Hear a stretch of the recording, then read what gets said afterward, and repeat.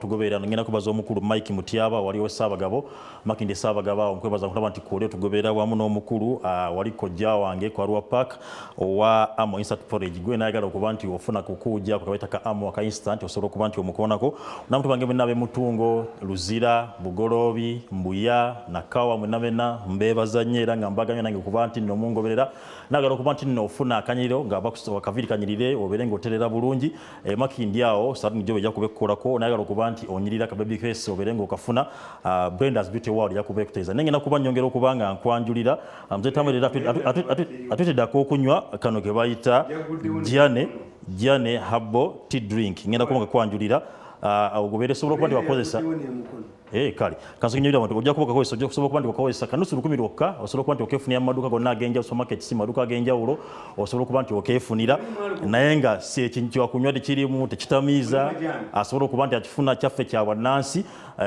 kivudde emiteja wano ejaffe n'amajaani nusu 10 lokka osobola okuba nga okefunira kakumalako obukoowu simanyazi hangover kazaamu kumaanyi muganda wange Doni gwe yagala okuba nti nno enambolo olwawo wekwata okunywa kaneeno osobola okuba nga okafuna abakakola ngenda kuba nkuwa ennamba yaabwe essimu osobola okuba nga obakubirako eri 0761 38 20 46 0761 38 20 46 oba 0705 20 81 48 0705 20 81 48 nga yofuna kajjane haboti drink osobola kubanga okefunira okay katumali mangu producer njata take a story ya fair yana kubijja kamuzee kamaze kano obengo twa story I told you the if offend was put up an office in Kampala there would not be need of financing issue. Singa take office one mu kibuga Kampala. Yes. With the people who can evaluate information. Okay. A judge for Nabwere. A young man came from me. Yes, a Jolly. Yes. Is northern Uganda. Langoli. Has a Raji take home plantation there. Employing so many people. But he has written, if it gives you the number of letters, has written to the president. And whenever the president visits those areas, they make sure that he does not access him. Bamukweka. He explained, I asked him, what's the use of tea?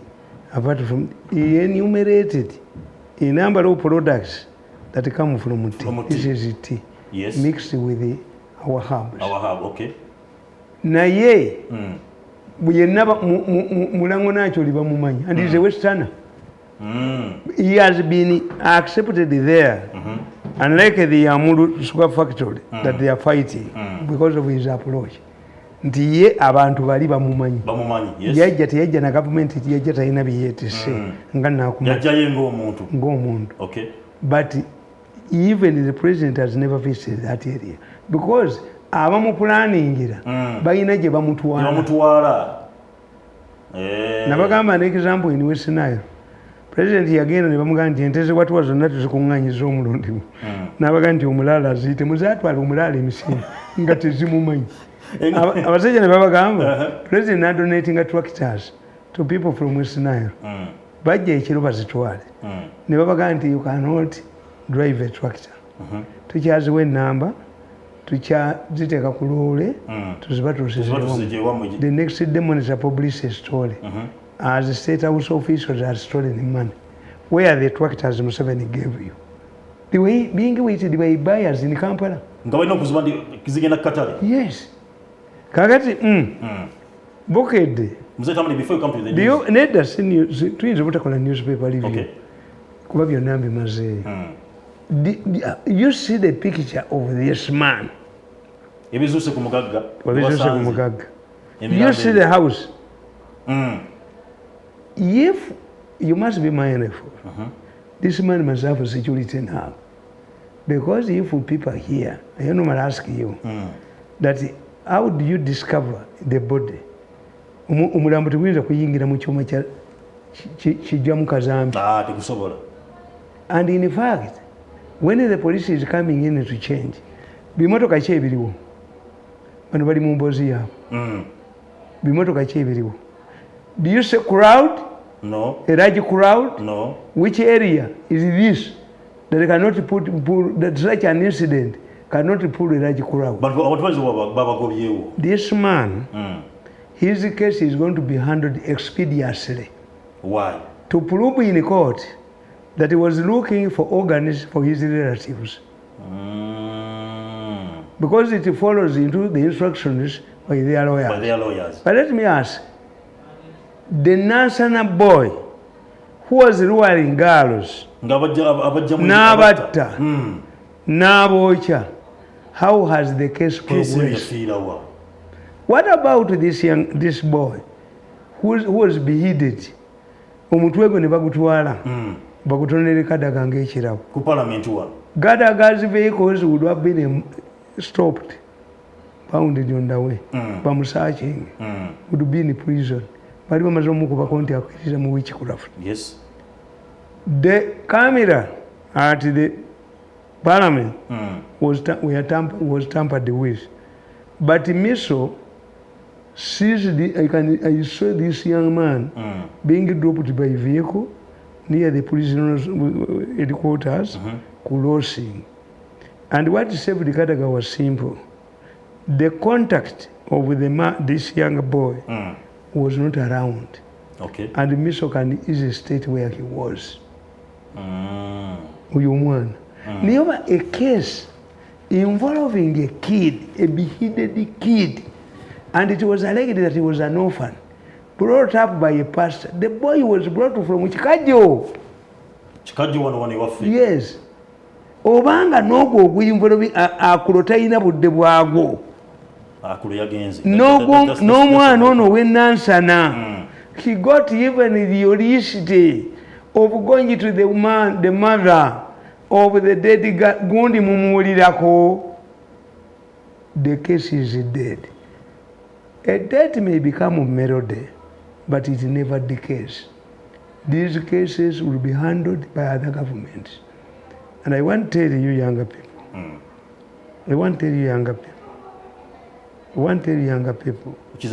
that once democracy grows, it becomes a katemba.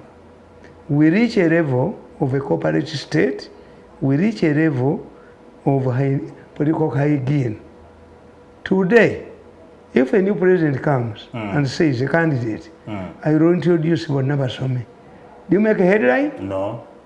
Museveni has done it. It's already there. If you say, I'm going to make everybody to go to school, no headline. Yes. If you say, I'm going to put a hospital in every district, no. They are there, they're dilapidated, because if you want to defeat a revolutionary, you force him to undo his earlier achievements. If you say today that I pump money in the population to fight poverty, Museveni has done it. Yes, yes. Kakati, what is remaining? Those who abatapa pakufa, they receive flyovers. Yes.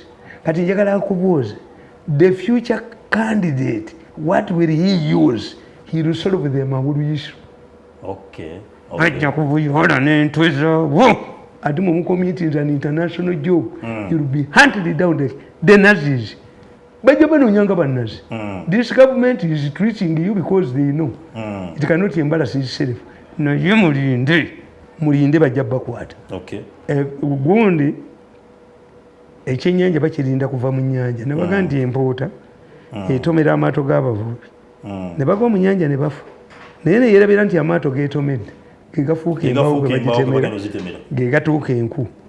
This will come. Okay. When I predict things, I see it. Kati njagala okubuulirayo element endala ti all of these things are solvable by logic. Not by law. You look at their trend. Bajja bampa ba intelligence mbasomese. Okay. Muzeeyi jampe contract. Ngende ekyankwanzi muli ku luti ng'abaana bato be mutwala mu intelligence mbasomese. We study the character of your enemy. This is why the Bazungu will tell you, after a bomb explosion, the French experts seal off ribbon off the area. Bamirundi baya bali ku headquarters abalina obunga abalya emmere abasasula obulungi abatali boodwe atasobola na kusasula. In fact, the president should do help the police. Okay. The police should get an expert on learning circles from the military gundi kubanga Museveni abaserikale bamukyawala sente zaabwe. One of the reasons why policemen hate Museveni is their money. Bo babaga nti Museveni yazitwala. Two, nti tosobola kulaba Barracks nga yansambya eyaddaka n'ensi ekiro. Omutali amazi bali kuyaka rationing. Is rationing hours connected with their duty? Ne baddayo nga bakazi babalina kukozesa maanda. Where is solar? We have excessive gun. What is it? Tokkirizanga omusambi atayagala kusamba omupiira ne mumusambisa. Ochola had resigned long time ago and akayigula. Ne bamulemezawo because his name catches votes. The man is no longer interested. Never force a player.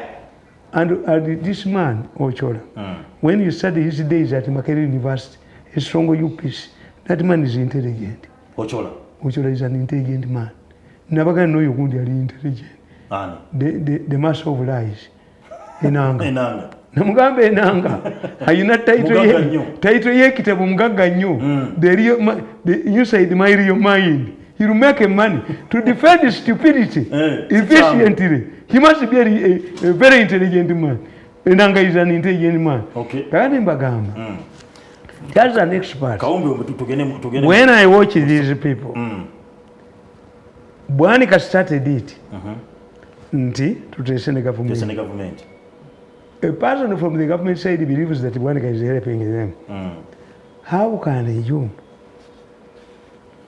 If I develop those who do it, you develop a conflict with your wife. The wife goes to a singer. How can a singer come to you to reconcile with you, your wife with you, if she doesn't know where your wife is? By one saying, I want to negotiate with the government. He must know the number of those he's representing and where they are. Yes. That is Bwanika. Okay. Two, Bwanika is, don't we have other alternatives? Nankabira ina masters mu conflict resolution. Have you seen her in Southern Sudan? No. Have you seen her in Congo? Have you seen her in Uganda? Kakati nkugamba. Bwanika must know where they are. Therefore, is he representing people who know. That's one. Okay. Two. The second point. Yeah. Don't we have other alternatives? Like? Are we dealing with the rebels and the terrorists for the first time? The first group of terrorists, they killed the policemen at Kampala Mukad. How did we deal with them? All of them, the 400, we are released. But the police, I don't know whether in the police records or Dwayne knows where the orphans are.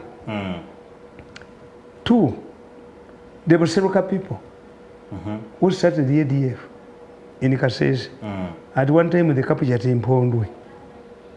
Were expecting arms from Sudan, they wanted to capture the airport. How did we deal with them? How did the government deal with them? An amnesty commission, which is a function.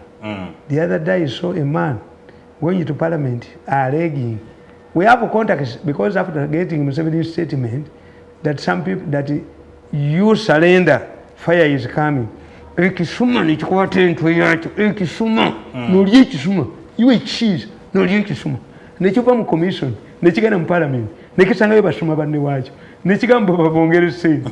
Ne bibabawa bitono nnyo. Kyova olaba badde ekisuma nolya ekisuma, kisiiza nolya ekisuma, nolya ekisuma. noli kusoma munonga kakati if we have that commission Yes. do we need one kazi No. environment No. if we want the legal do you negotiate crime No. when have you ever negotiated the crime Lukwago defeated you why bamugemeire carried out a probe in Kampala State Council and found out in her report that some of Lukwago had committed crimes. Failure to charge Lukwago made the problem. Do you negotiate with the crime? How did the Lukwago, who had committed the crimes, bounce back? Okay. Yabukuba. Kubanga ebintu byabwe tebamala bakozesa short term to solve a certain problem. Kakati eyo n'omutunuulira oyo omwana. Two, look at these people. Why did the people know that they are criticized? Bwanikaze set out, stage a walkout in the parliament because of the same problem. How did they change? The storming out, storming out, n'okulaga omwana ono gwe baakubye avunze byajjidde mu wiiki ya law where Museveni was going to provide with the judges. Do you have the holiday to celebrate? Nga bino bigenda mu maaso. Yes. Two, unlike this man, Zaki, who was thrown to the hospital, I told you, if a brutal mother wants to kill her daughter, but if you see a woman throwing her baby on the veranda of sending babies home, like the baby, nebwemba mulamuzi mbeera lenient kuba era baba watchinga abaana be basuula ku gate they watch them bwe bakula bakomawo ne baba kireiminga poverty oba kibye babegeze Zake did Zake tell you where he was lwaki bamusula ku hospital to save him ne Zake n'akola agreement teyayogera gye yali kakati ono omwana gwe baakubye ne bamukola bwe bati at times me am a brave man but I don't want such a but I imagine singa abadde mwana wange naali basi kakati omwana oyo ayogera abanupu bamukutte yali luddawa that's why I tell you there are times tuyina mu political science tuyina ebintu ebyo Swanzu yakugamba there is a period when a leader must borrow the heads of his friends. Sanzu akugamba nti yali njala General Sanzu yawandika katabo The Art of War. It was translated into English in 1977. Okay. But after reading it, the American military said we wish we had read it, we wouldn't have been defeated in Vietnam. Ne Sanzu agamba nti enjala yali eruma abaserikale be nga tebasuubira supplies naye nga afunye information nti bagenda balumba n'agamba twaisiiwe ti prepare those soldiers to go to war they're going to be attacked nabaga ti abo abatalidde tukole ki twaisi tudduke namubuuza abatalidde abatasobola kulwana badduka lend me your head twaisirire nno Swanzu n'asalako omutwe twaisiiwe n'aguteekamu ekitala n'aguteeka mu barakisi mu compound tewali atakuba muntu bagamba nti olaba asala twaisiiwe and they won the war. There is a time when the president must borrow the heads of his friends. For the good of time, tukiyita Leopolitik. This is when you surrender everybody for survival. Nti abo abayokeza ono omwana bamukoze bwe bati ne bamwexposinga what's their objective? These are not friends of the government. These are elements of the government. Where was he? Mubayole mubakube mukomera. Even if you directed them to squeeze evidence from him, they went beyond. Bwe munaaba mmwe mbadde mbaleetedde akatabo kano nakawandiika dda how Muwanga destroyed the Obote's government. Yes.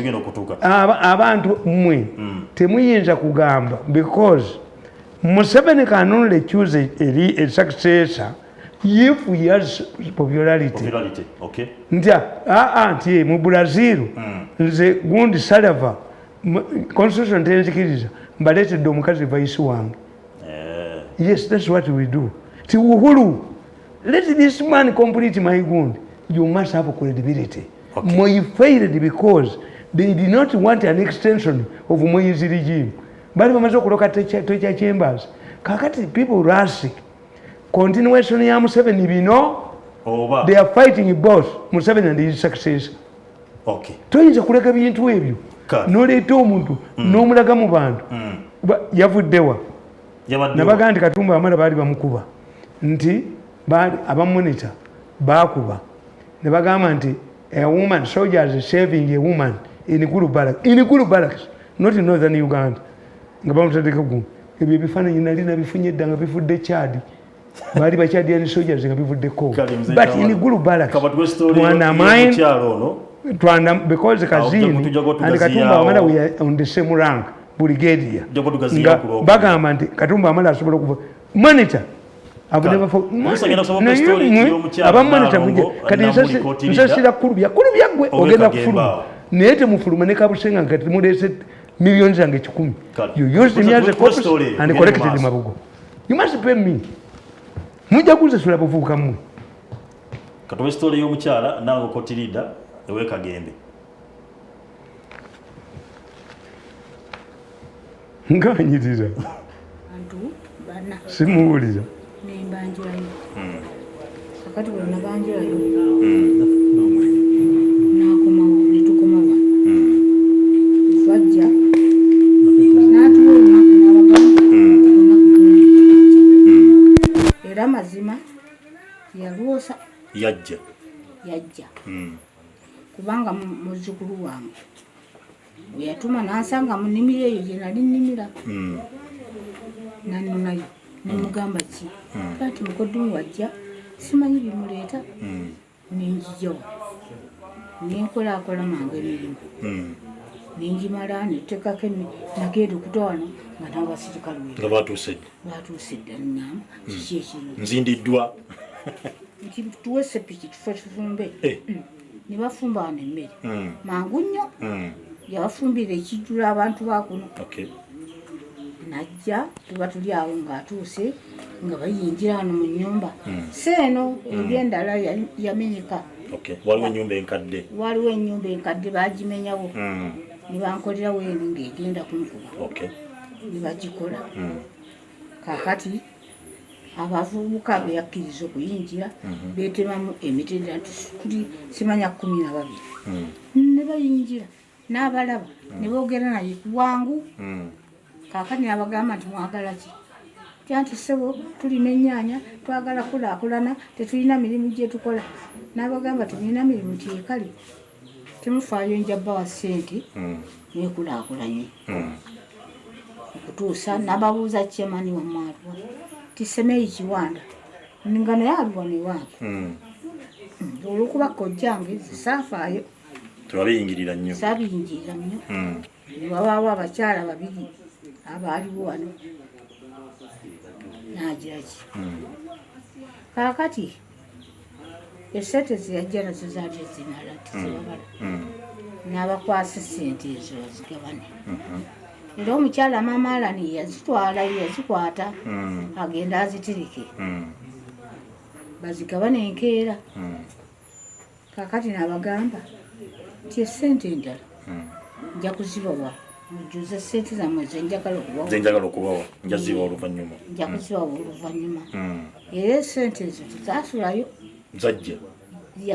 zajja yazireeta neza semeyi n'azimuwa emitwalo 10 n'enooba n'azimuwa sente zaabwe ne bazifuna kati gwe obuzibu bafunye obuto tebafunye sente kati obuzibu bakulanga ki anti bannanga kaakano bwamala okubawa sente buli muntu afunye miliyoni 2-3 abaali abikitolo babawanga 2 beegabanira nga munnange kebannanga kebakulanga kenjagala kekano kebannanga ajja okubagamba tibwe muba mulimye nenfunamu amagoba gange mugampeera nga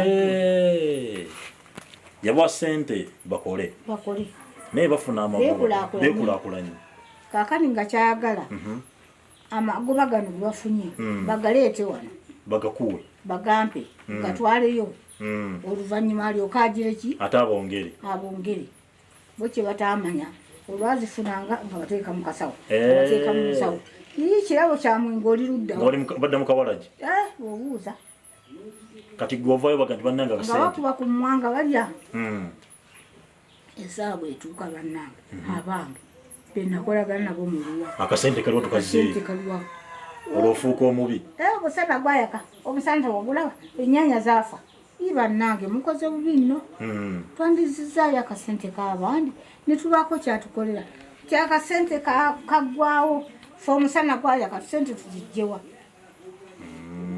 yali akuleetedde sente zokulya fe tubeererawo kaali kasiimu bali batwebaza bululu yatuwa sente zaffe zakumulonda ne mbagamba yabawa zakumulonda ndiye yabawa zakumulonda nti ye awo kati ntutegere jjajja obuzibu buva nga semeeyi ezize zebamuleeta oluvannyuma zaaliko n'omusirikale nga bazitwaleyo nga naye azikuba ku muko naye ng'alya nga naye alya ng'agulamu bibanja eyo simanya semuto simanyawa ng'aleeta mpapula nga nsiikirira nga nzirayo wano nga tuddayo nabo bwe twaddayo okumunyonyola sale nga bwomumanyi ng'atabuka gagaba mube nayamba ate kati mukomyeyo ku nsi n'omukomyeyo atakukola bino mukadde gwe baleese ate banzibe fuluma agenda nga nfuluma na buli kati baakwonoona eri omukulu oli yakulaba ekifaananyi ekyokuba nti no naawe bamubba wakola ekkobaani era yogera naye gyebaali nankani gyebaali bamuyise nayogera nagamba nti abantu bekagembe bansala ensawo baziba ate yali akomyewo toddangamu muga nti omunoonyeeko nagenda nemunoonyako mwetondere yagaana nawe kati gyendwalidde nekati wano takombangawo kujja yagaanawo kulinnyawo yagaana okuwuliza ebifaako mbadde nsaba akakisa kano nga kamera ezo zikutunuddemu omunyonyo bugamuni 2-3 omulage ekituufu kiwe kyali nze nagambanga bannange naddala oyo namugambanga namugamba twandizizaayo sente oba oli awo n'atuwayo akolera baagaana baddanga ebbali nga bagamba nti ye lwaki yajjaawo olulala bw'alijja tetugenda kumukkiriza kulinnyawo kubanga mubbi ng'abavubuka abataafuna kuno sente nga babeera kuno nga banneewerera kuntema ku mutwe nansinga eno kyava mpa omusirikale ankuumeko ate muzukulu wange yamuleeta nange nenkita neŋŋamba owange katonda yakuuma jajja mu nsonga zino zonna ez'ettaka basebaana bakusumbuwa abaani bonna bakusumba mu nsonga z'ettaka wali wekubiddeko omulanga ogambe wennyini bakulanga okuba nti nno gwe wayita Museveni mwalwana n'obayitira omusajja era musibyewo wali ofunyeeko wali otambuddeko nogaa nti konoonye ku mukulembeze gwe mwalwana naye akuyambe pulezidenti Yoweri Museveni gwe mwalwana naye ng'ani antuteyo gwe mwalwana naye tosobola kumutuukako nga bakututeyo abakuno abaami bakuno okante mina mwantu katema omusika teri akutwala nga bakututeyo ogenda ofuna obutirimbe bwa ssente ye otandikiddewa nze kankubuulira ekisooka twalina ekibiina mumanga awo beewaayo uganda wange emmere naganga yakukikulembera naye bwe yafa bagamba nti katonda yeebale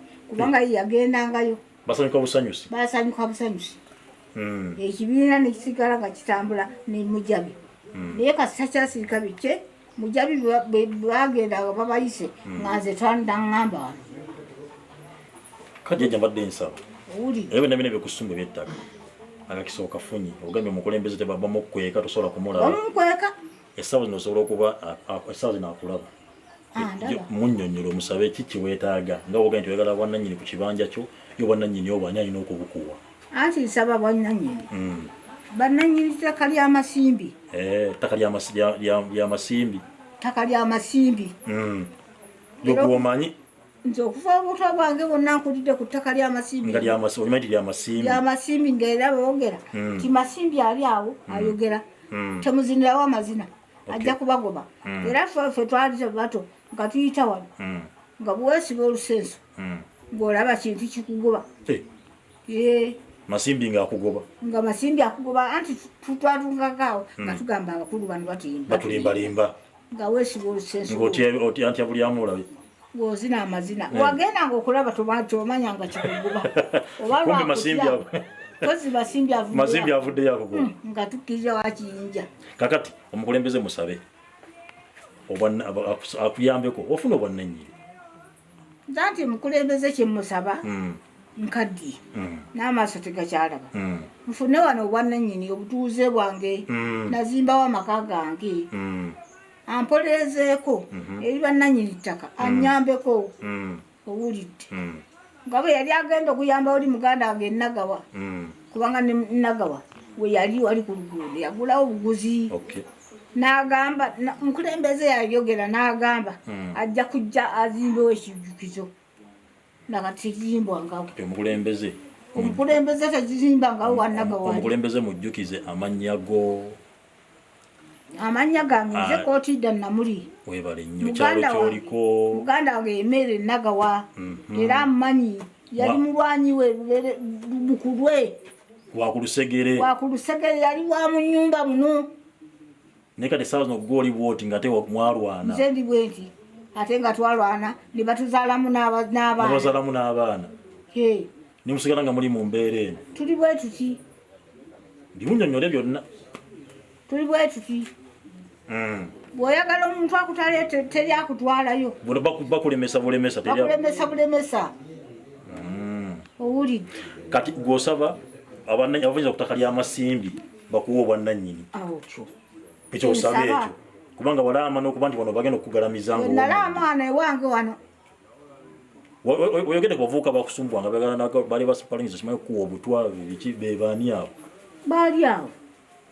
Bano abazzukulu bange abaali wano. Musisi. Yali wano gwenna olimpadde muzzukulu wange bw'ogamba muzzukulu wange omwo. Nga muganda wange yamuzaali azaala kitaawe. Era Museveni byonna abimanyi. Mu bifaananyi omwo mwali. Weewaawo lwakuba taata tuyingiddeko. Tugenda kuyingira. Ye mukoddomiwo. Ensonga zino waliwo zimutegeezezzaako ez'okuba nti bakutwalako ettaka lyo ligenda. Yabikoowa bino. Mpozi baamukusibaamu erinnya w'ettaka. Omukyala Namuli Kootidda Nnaalongo Kagemba Mawale era nga omukyala ennyibozi twanyumyamu yaŋŋamba omukyala ono yali azaala omugenzi Sarah Nakiku era nga omukyala oyo yali mukyala wa mukwano gwo Jeno Sali Musale n'abaana n'abampa na biki byonna. Naye mukyala obuzibu bw'alina bw'asobola okuba nti ayitamu muzeeyi Tamale bwakuba nti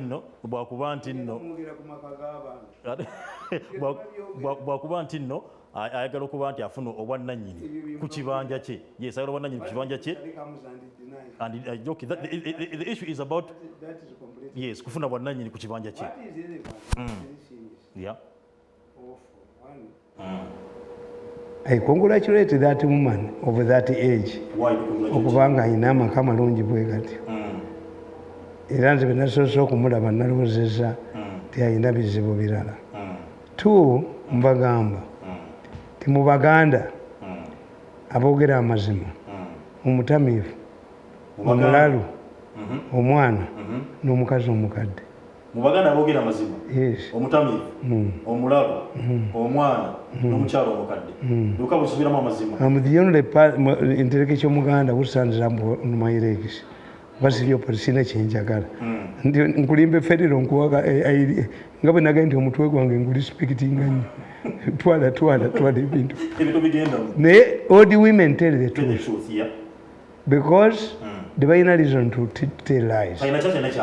Kakati there are 3 issues. Yes. One, nti bano bagenze ne bawa ssente abantu ne bazipampingamu. It will go in the history of this country. I don't think that there is any government has ever pumped money, or will ever pump money in society like NRM. Nga tezirabako we ziri. Output yazo. Because bazebbira. Kakati if I told Magezi you will end up in, you will serve a long sentence in jail. Sentence okupalisi ziriwo. Pumping billions. Bali bazisiza mwoyo. Era kati mawulire taliimu. After using you, they dump you. Okay. Tebasobola muwandiikako. The day you hear Magezi, you will be in prison. Ono olwo bamujjukize n'ekiteeso kye yalita.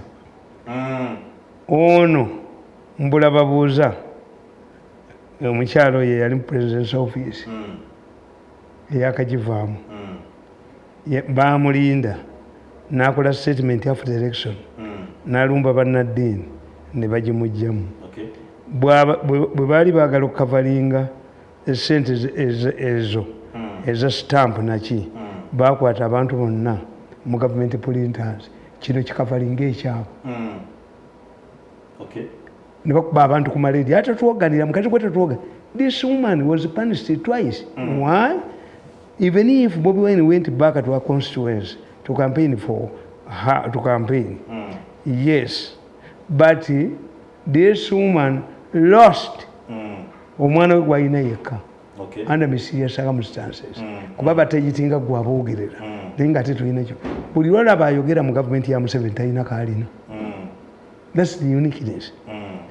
Kakati baatwala omukyala akirimus ti abavuka baamukwata ne bagenda ewa ssale ne beewolayo ssente ne bazikuba ku mutwe kye batamanyi ti abaana abo bakuga this is our money. That's why I'm telling this young man, don't dangle money. Ndiye za Museveni na muhozi gwe wazijjeewo nti nawe gwe bwe wali get money oba nawe ograduate n'ofuna ssente to dangle money to me. By the time you get money, I was a prominent justice in Kampala. True.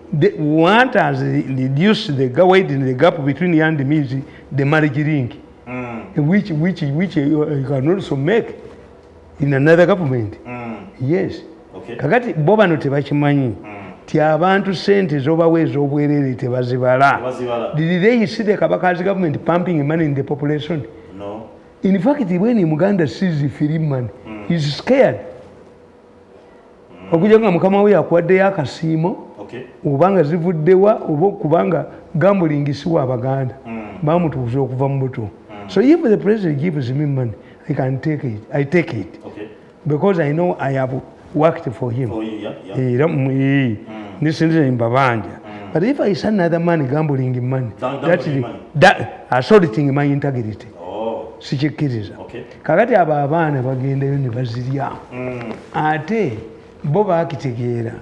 When you see you are going to put all of those who have not been vaccinated in prison, we know how many prisons do you have?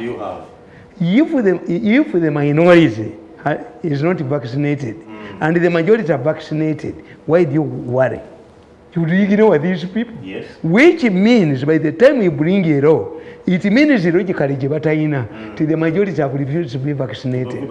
Instead of addressing the issue why they are not vaccinated, you threaten them by law. Do you have the food to feed them? Will the international committee allow you? No. Kakati nabana abana bemanyi babala zino za kulya bwe tuzirya ne tuzimalawo abegindi babakola ki and the money comes during like what I said nti bajjeeyo ono bwanika yajjeeyo ebintu ebyo to discuss about it. There are people in prison, in cells, in detentions. Bano ne bagera nti week yaki yamateeka. This is to must give a sharp contraction on Museveni. Tujeyo omwana ono avunze nga Museveni tumuswaze.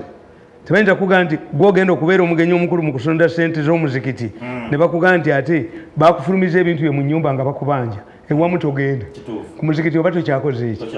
You cannot address the judges when people are rotting in your prisons and yes abo bagezi bakimanyi nabana abaana sente za Museveni bazirya bazimanyi they come at time of politics this man zibatwala ku Paris have split nup zibatwalayo kyobulaba nti bajemedde gundi akafekete kabukedde tibajemedde gundi guko tibamujemedde baali babe Bobi Wine started a party a new one baluzunga ne balaga ne bava mu DP ne balaga eri kati ate bazunze ba political pendulums bazunze bazeeyo nabaga nti omusajja bw'aba yawasa omukazi alina olubuto ne luvaamu alukabira lulwe baluzika waffe ku kijja and by aborting the woman has helped me even to get time to produce mine instead of breastfeeding the final one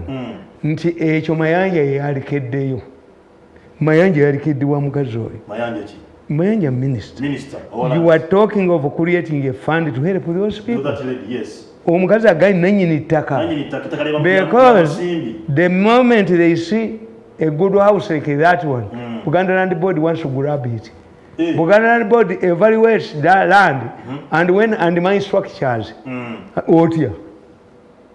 otia compensate mikali nti lizi bwe yaggwako eya Buule neggwako emyaka 49 Dokita Buule Kabaka ennyumba yagiwa muganda we and how can we trust you obanga kyososo okukola gundi mwali mu nyumba muganda wono gundi ono atambula ati sente zizakuchokola ali wasala agenze kusaba n'abaana bo banabeera bwe batyo nga you think our children will feed you ono gundi yani wasajja yalemera mu nyumba ningamba Buule nti gwe jangu ewaffe erifu ttatu agiwandika zeemu ekisanafu kirumu abambejja n'abalangira gifulumemu the man applied 6 months 2 years earlier tirize egenda kuggwako bagimuuma ennyumba Kabaka n'agiwa muganda we this is a challenge we have nti bo balowooza nti omukyala bajja kubba ennyumba ye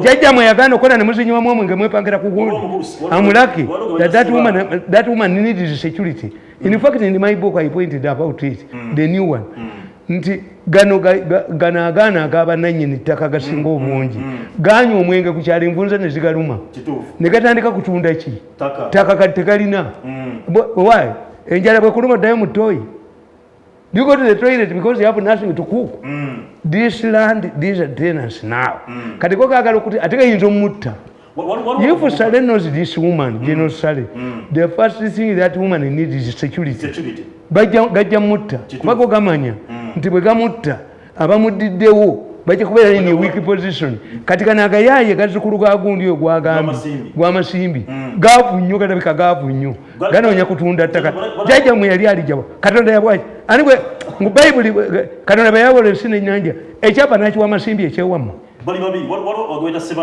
yes tegakola oba jjajja mwe ye ku mulembe ogwo yasobola okufuna ettaka mwe mufunye eki nettokolezi mmwe mwe mufunye eki mukoze eki iwe shemu kitaawo gwe jjajja we yali tasomye ku mulembe gw'obutasoma amasimbi yakuuma ettaka n'asenzaako basenze teyatunda mwe bigwagwa mmwe bivubukamu ebikeera okunywa ebikeera okuleekaana ebikeera okukuba emyeso mwe mukoze ekyokuyimpuruvinga ku jjajjamu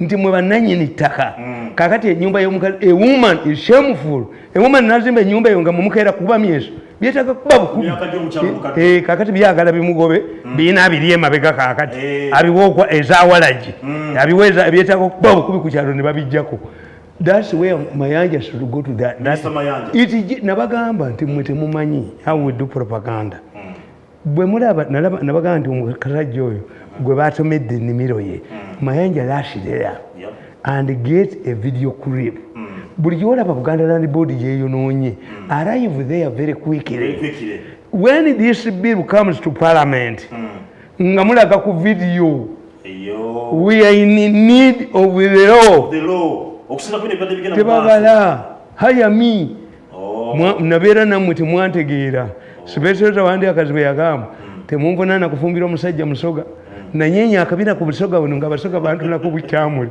be kati nafuna omuganda nabeera nammwe emyaka 14 temwantegeera kati you must hire mirundi media consultant simbakolere but working together is impossible.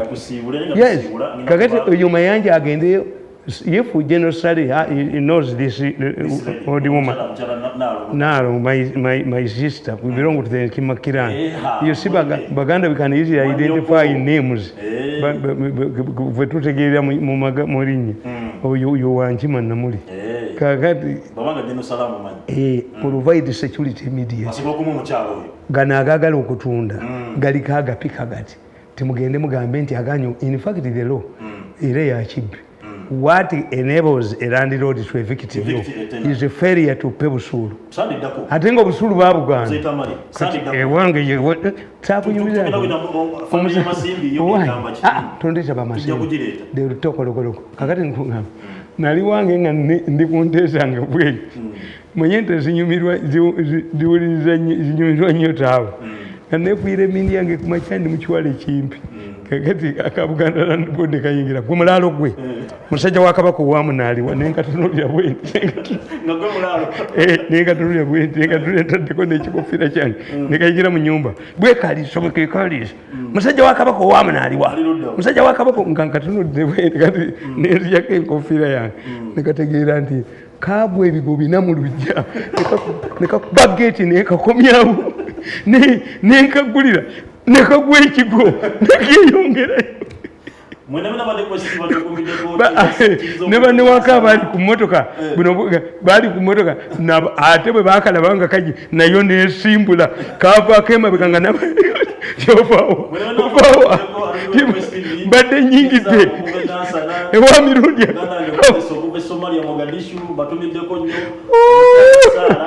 bwetaaga bukambwe obusajja obwo obwettaka alla mumukulani mulimu nti alla bwe yayawula olukalu n'ennyanja ekyapa ky'ettaka n'akiwaana ekyapa alla yayawula mu bayibuli mwekiri nti katonda yayawula olukalu n'ennyanja bw'amala okwawula olukalu n'ennyanja ekyapa ky'olukalu n'akiwaana eno endagaano y'olwendo ejyajja wano 100 years ago that you can based on it to take my house ewange bali bijjayo nfudde omanyi embwa enjizi ezaala nkolya abo baloya bajja kufeta naye nze giwakaali ewange tebalinnyayo giwakaali omuli kanso wa buli kika nkujjukiza omusawo nakinku Dr. Kayinza kwekaliza kusakiri clinic wali eri Michiana Road kaakano nkamazeemu ajja kubanga akolako obunyobere ng'onera tekatamiiza temuli alukoko ofunye obutuufu ennyini onavudde kalama yavudde kanza navudde wajja kumanya bafuna ojjanjabi era n'omuntu omu waneeno ng'ekyokulabirako muzeyi Tamale bulungi nnyo yankiriyalinga kusaba tobeeranga otangatanga wenesi Dr. Kayinza mufune ku namba y'essimu eri 0701 877 116